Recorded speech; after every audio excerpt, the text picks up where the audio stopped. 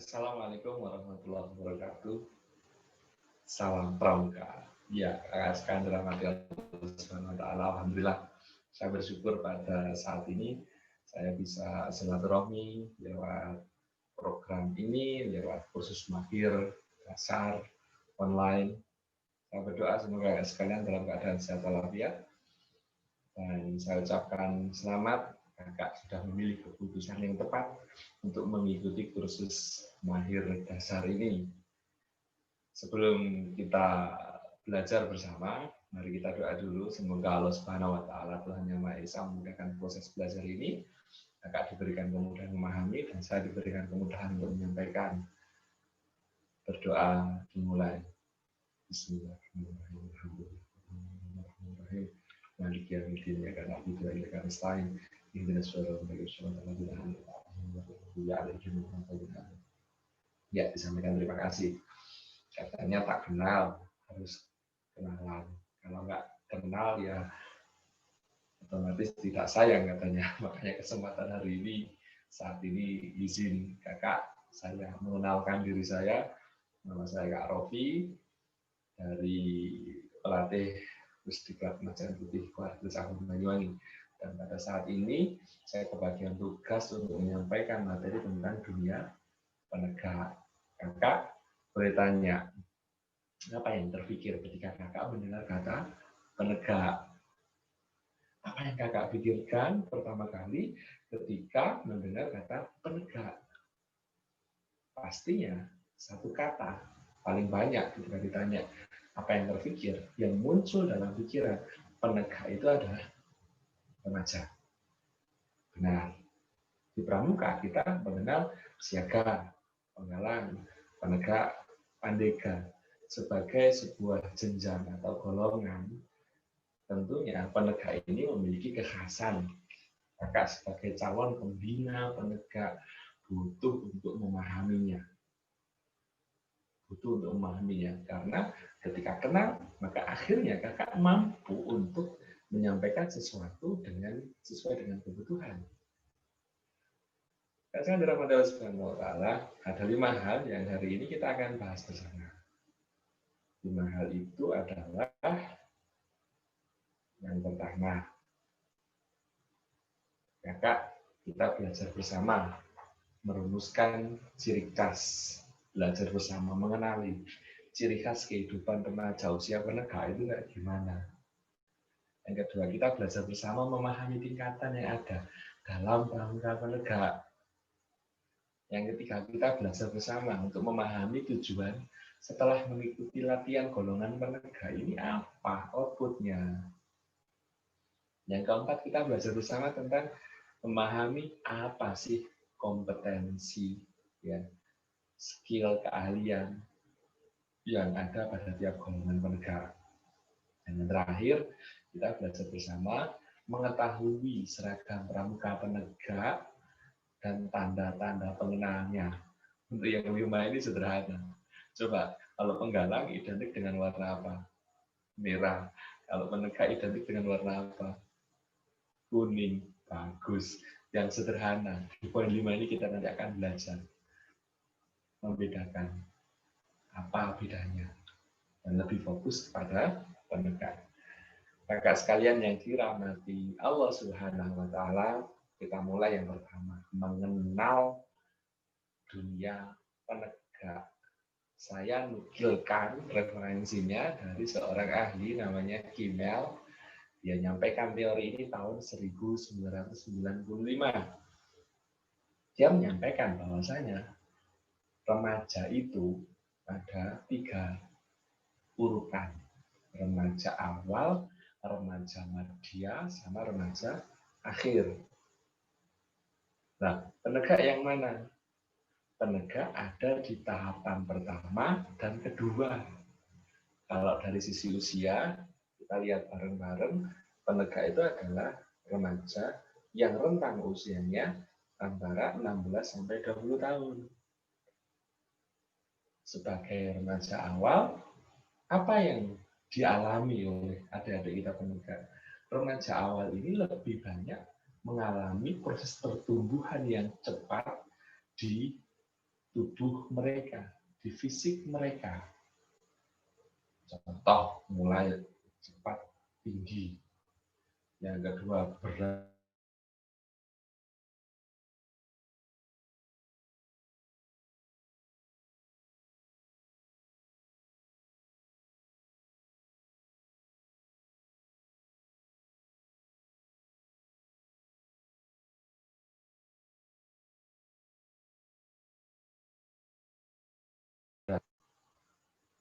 Kita harus paham ini. Paham kenapa? Paham agar kita bisa menentukan. Menentukan apa? Program, kegiatan-kegiatan apa yang sesuai dengan kebutuhan dan ciri khas mereka. Yang kedua adalah remaja madya. Remaja madya itu seperti apa? Kalau remaja awal lebih ke pertumbuhan fisik, remaja madya ini lebih ke pertumbuhan secara psikis. Mulai muncul keinginan untuk mandiri, jiwa-jiwa ideal mereka muncul, mereka ingin dihargai, mereka ingin diberikan keleluasaan untuk mengekspresikan, butuh dihargai eksistensinya, dan lain sebagainya. Nah, artinya apa, kakak sekalian? Ketika kita paham bahwa adik-adik kita di penegak ini, di usia yang kedua ini, di fase kedua ini sebagai remaja madya, seorang pembina, kakak sekalian, juga butuh untuk bisa menyesuaikan diri. Adik-adik kita di fase ini, mereka butuh untuk tidak hanya dipimpin saja. Sebagai pembina, kita harus mampu memerankan 3 peran. Peran sebagai seorang leader, Ingarso Suntulodo, kemudian peran Ting Madya Mangunkarso, dan peran sebagai Tuturi Handayani. Ini yang khas dalam dunia penegak. Di penegak, kakak sekalian, porsi untuk Ingarso Suntulodo itu hanya 30%. Porsi Ing Madya Mangunkarso itu hanya 30%, dan selebihnya yang 40% sisanya adalah Tuturi Handayani. Sudah paham bukan kakak sekalian bahwasanya kita butuh memberikan porsi yang lebih besar kepada adik-adik kita. Makanya kalau nanti kakak mulai terjun praktek, mulai menyusun program itu dengan bertanya kepada adik-adik kita, apa yang dibutuhkan. Dan kemudian kita pandu, kita sesuaikan sesuai dengan tuntunan, sesuai dengan aturan yang ada di SKU. SKU penegak tentunya.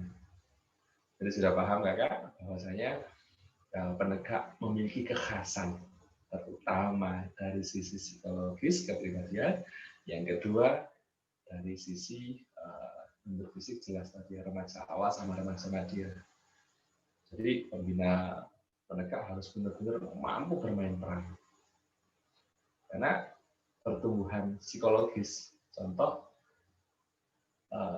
rasa hati yang nggak menentu, proses pencarian jati diri, bisa jadi di fase penegak. Adik-adik kita itu mengalami fase putus dengan pacarnya.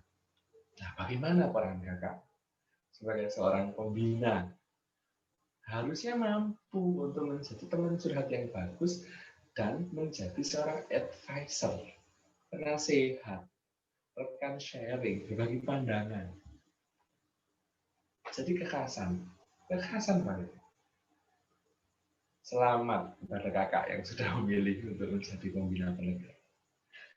Oke, sekarang kita lanjutkan ke yang kedua terkait dengan tingkatan ya di golongan ini. Ada penegak bantara, ada penegak laksana. Kalau tadi kita tahu bersama penegak itu usianya berapa? 16 sampai 20 tahun. Ini tidak bermakna karena rentang 16 sampai 20 ini ada 4 tahun misalkan. Ini maknanya bukan berarti bantara 2 tahun, laksana 2 tahun. Tidak. Jadi yang akan menjadi faktor penentu, Kakak, seorang penegak mendapatkan tanda kecakapan umum ini adalah bukan tahun, tapi kompetensi, kemampuan dasar yang ada pada syarat kecakapan umum. Bantara, laksana, ini adalah tanda kecakapan umum yang dalam prosesnya adik-adik kita penegak berhak menyandang sebagai penegak bantara ketika menyelesaikan syarat-syarat di SKU itu. Saya akan contohkan ini, Kakak. Jadi ada 5 area yang harus mereka benar-benar penuhi. Area pengembangan spiritual, area pengembangan emosional, area pengembangan sosial, area pengembangan intelektual, dan area pengembangan fisik. Semuanya ada di SKU. Penegak bantara, 5 area, itu ada poin-poinnya. Coba Kakak luangkan waktu untuk membuka SKU. Ada berapa itu? Butir SKU untuk penegak bantara. Ya, ya. Ini saya ambil contoh saja. Syarat kecakapan minimal, minimum yang harus dimiliki di butir spiritual. 1, seorang penegak bantara adalah penegak yang mampu menjelaskan makna rukun iman dan rukun Islam. Yang kedua, mampu menjelaskan makna sholat rukun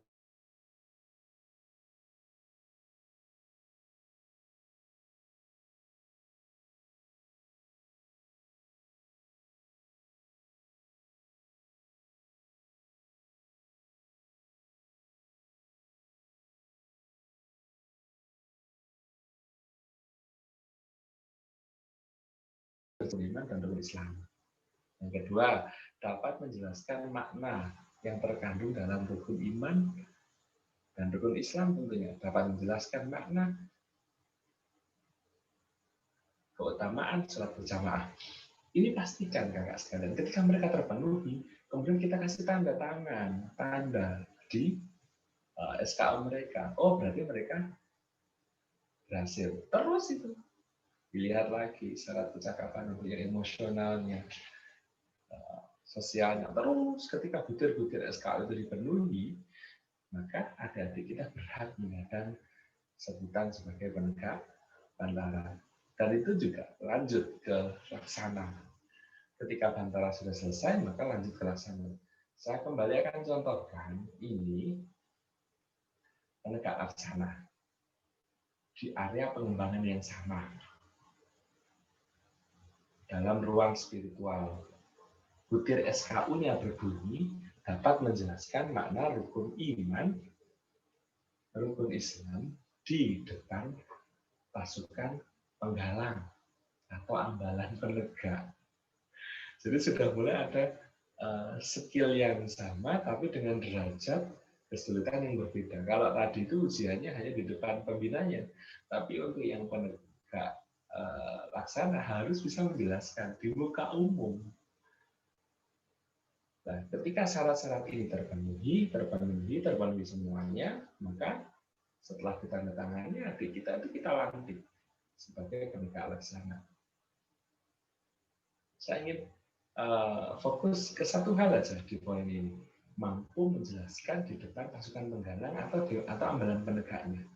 Artinya apa? Ketika kita ngomong di penggalang, adik kita di penegak punya amanah untuk menjadi seorang pembantu pembina. Pembantu pembina, Kakak, bukan pembina. Jadi ketika adik kita itu kita minta untuk jadi pembantu pembina di gugus depan penggalang, pada hakikinya itu adalah proses bagi adik-adik kita untuk memenuhi syarat-syarat yang harus dipenuhi sebagai seorang pramuka bantara atau laksana. Jadi karena sebagai sebuah syarat, artinya harus benar-benar dalam pantauan pembina. Sudah paham, Kakak? Ada 2 tingkat, ada penegak bantara, ada penegak laksana. Semoga sudah dipahami. Jadi kalau sudah memenuhi persyaratan sebagai pramuka bandara, penegak bandara, ya udah berarti berhak menggunakan tanda yang saya tunjukkan di slide sebelumnya. Oke, selanjutnya kita akan belajar bersama lagi membahas tentang purpose, tujuan. Kalau sudah melewati fase penegak ini, apa sih yang harus dikuasai? Apa yang akan menjadi kompetensi dasar? Ruang-ruang yang mana ya dalam diri penegak itu yang menjadi objek pembinaan? Oke, masih ingat Undang Pramuka? Pramuka Indonesia, manusia Pancasila, Satya kuku dharmakan, dharma kuku baktikan, agar jaya Indonesia, Indonesia, tanah airku, kami jadi pandu. Ya, di himne itu kita paham manusia Pancasila. Jadi yang menjadi objek. Dengan bahasa lain, ketika kita ngomong Pancasila, di situ ada akhlak, ada karakter, ada kepribadian. Pun sama ketika adik-adik kita mengikuti fase penegak, ada 5 area, 5 bagian dalam diri mereka yang dikembangkan. Area pertama adalah area pengembangan spiritual. Dan 5 area ini, 5-5-nya sudah tertuang di syarat kecakapan umum. Silakan dibuka SKU-nya. Jadi, target pertama pembinaan di fase penegak ini adalah tumbuhnya spirit, ya, kemampuan, bukan spiritual dalam konteks yang magic, bukan, dan bukan spiritual, bukan. Tapi spirit dalam makna bahasa, spirit sebagai sebuah semangat. Kalau spirit ini bahasa Inggris kan, maknanya semangat dan ruh. Tapi di sini dimaknai sebagai kemampuan untuk mampu menjalankan agamanya, mampu menjalankan ritual-ritual keagamaan yang dia yakini. Dan tujuan dari proses pengembangan ini adalah adik-adik kita di pramuka penegak mampu memperdalam, memperkuat keimanan, ketakwaan, mensyukuri kebesaran Tuhan yang Maha Esa dengan melaksanakan semua perintah dan menjauhi larangan-larangannya.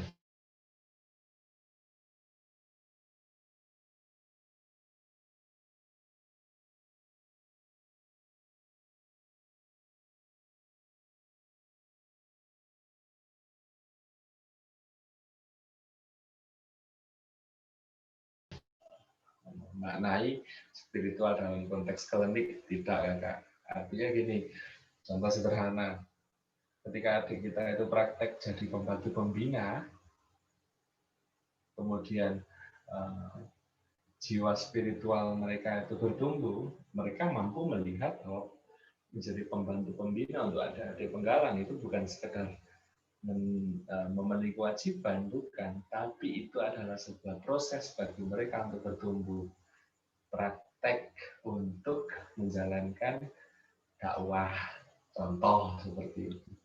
Jadi mereka mampu melihat dimensi spiritual dalam setiap langkah kehidupan pembinaan kepramukaan mereka. Ini yang pertama. Jadi yang dikembangkan outputnya adalah mampu melaksanakan tugasnya sebagai seorang makhluk yang harus taat dengan perintah dan menjauhi larangan dari Allah Subhanahu wa Ta'ala. Oke, kemudian yang kedua, yang selanjutnya kita akan lihat sekalian yang dikembangkan apa di fase selanjutnya ini. Yang dikembangkan adalah area pengembangan emosional. Emosional mereka bertumbuh, gitu. Bertumbuh untuk apa? Agar seperti apa? Emosional yang bertumbuh agar mampu mengenali rasa yang ada pada diri mereka. Kita tahu emosi dan kita pahami bersama bahwa emosi itu bukan sesuatu yang negatif. Bahasa Inggris emosi itu gabungan dari kata energy in motion, energi yang bergerak. Energi apa? Misal marah, sabar, semuanya. Kita pastikan adik-adik kita itu mengenali semua potensi emosi dalam dirinya. Dan mereka mampu mengendalikannya. Makanya di situ kakak bisa baca bahwasanya tujuan dari pengembangan emosional ini adalah memastikan bahwa adik-adik kita penegak, tumbuh, dan mengembangkan perasaan dan mampu mengekspresikan dengan wajar, menghargai perasaan orang lain, dan dapat mengendalikan emosinya. Tidak menjadi pribadi yang temperamental, enggak. Tapi mereka mampu mengendalikan emosinya, temperamennya, akan menjadi seseorang yang bijaksana, mampu melihat perbedaan, tidak melihat perbedaan untuk hal yang negatif, enggak, mampu melihat perbedaan dan memahami perbedaan itu sebagai sebuah keniscayaan. Ini. Jadi sekalian, target kedua adalah bertumbuhnya, berkembangnya, emosional yang positif. Kita mengenal EQ. Kalau yang pertama tadi kita mengenal SQ, spiritual quotient. Jadi ketika SQ-nya kuat, kemudian emosional quotient-nya kuat, dia kenal dengan Tuhannya, kemudian dia mampu menghargai sesamanya, tentunya ini sudah cukup bagus. Nah, sekalian yang ketiga yang dikembangkan dalam diri adik-adik kita penegak, yang dikembangkan adalah jiwa sosialnya. Makanya area pengembangan sosial. Sosial yang seperti apa yang dimaksud? Ya, sosial yang dimaksud adalah agar adik-adik kita penegak itu menyadari bahwa mereka adalah part of society, bagian dari masyarakat. Sebagai bagian dari masyarakat, artinya mampu berkolaborasi di situ. Makanya di situ disebutkan tujuan dari pengembangan sosial ini adalah adik-adik kita pramuka penegak mampu tumbuh solidaritasnya, leadership-nya bagus, jiwa kemandiriannya bagus, kemudian dia mampu bekerja sama dengan orang lain, kemudian dia memiliki kemampuan komunikasi yang bagus. Jadi setelah dia punya spiritual quotient yang bagus, emotional bagus, dia mau berkolaborasi di situ. Part of society. Tentunya ketika kita berbicara masyarakat, di masyarakat ada masalah. Makanya di Trisatya untuk penegak ini ikut serta membangun masyarakat. Artinya, area pengembangan sosial ini diharapkan mendidik, mencetak adik-adik kita yang mampu menjadi part of solution. Bagian dari solusi yang dihadapi oleh masyarakat. Maka tentunya ingin bukan adik-adik menjadi pribadi yang seperti itu. Makanya ini tugas kita, tugas kakak, tugas saya juga, tugas kita semuanya untuk memastikan pertumbuhan area pengembangan sosial mereka juga bertumbuh. Oke, selanjutnya area pengembangan yang ada dan harus dikembangkan di dalam diri adik-adik kita adalah area pengembangan intelektual. Intelektual ini lebih dimaknai sebagai sebuah kemampuan yang berkaitan dengan kemampuan berpikir ya, sekalian skill ya, kemampuan berpikir, kemampuan berinovasi, kemampuan untuk menggunakan informasi dengan cara yang berbeda, kemudian mampu mengolah data, kemudian menjadikannya sebagai sumber rujukan, pertimbangan ketika mengambil sebuah keputusan. Ada kata kunci di sini, inovasi. Kemudian hari ini masalah laki-laki bertumbuh dengan cepat, kakak. Adik-adik kita dilatih untuk menggunakan kemampuan ini untuk menyaring berita, menyaring berita, mengambil yang terbaik, kemudian menjadikan itu sebagai pijakan dasar ketika memutuskan sesuatu. Jadi gak gampang terpengaruh gitu ya, mampu check and recheck. Kita kenal istilah hoax ya. Jadi ketika kemampuan intelektualnya bagus, mampu menyaring itu, kemudian mampu melakukan inovasi. Contoh hari ini di masa pandemi COVID 2019 ini, nyaris kan pembinaan kepramukaan ini berhenti karena tatap muka kita tidak diizinkan.